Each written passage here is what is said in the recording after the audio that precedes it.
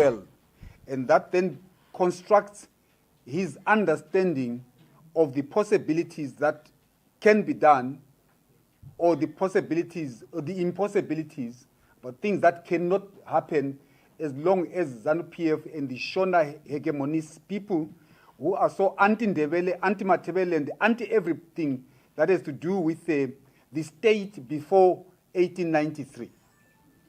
And so your experiences are invaluable, Babuchum. Thank you.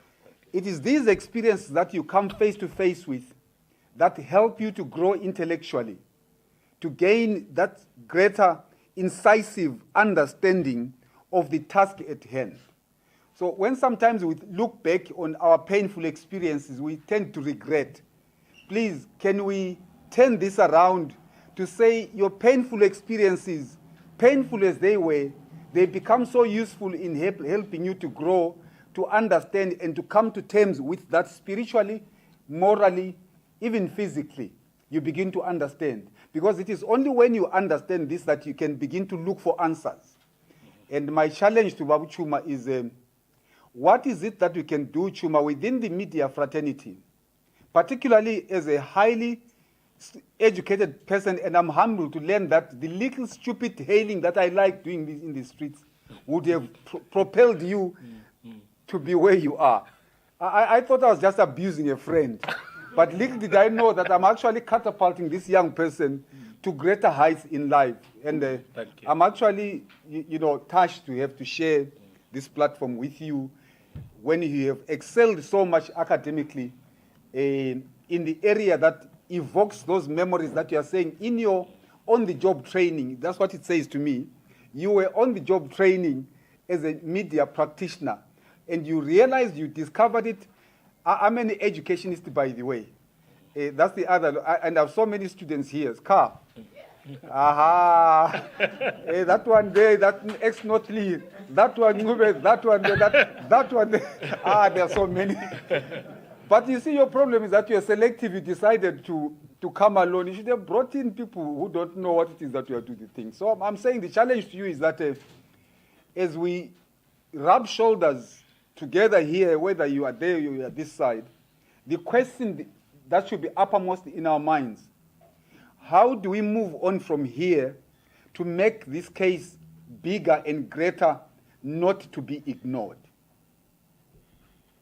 So that in future, whether it's here you gather, how frequently you do it, but the question that we need to speak to is the question of how are we going to take this case to greater heights, so that ultimately we begin to drift towards the resolution of the Gukurahundi genocide.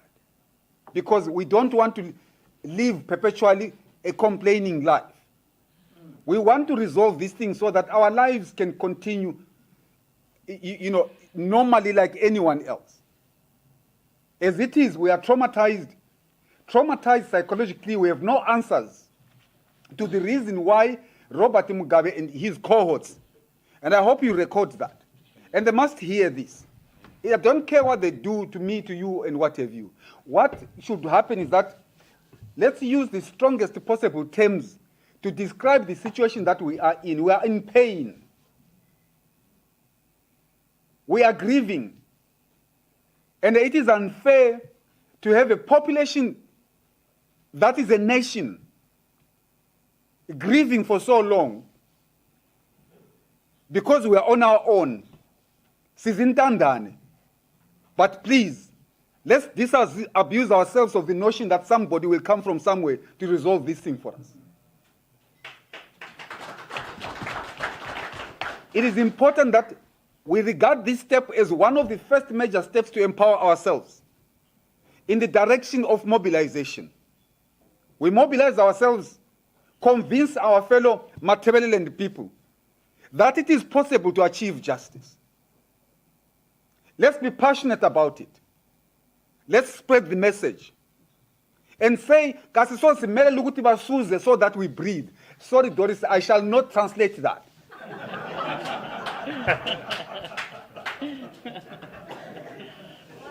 One of the things that you empower yourselves with is to free yourself, to free your use of language.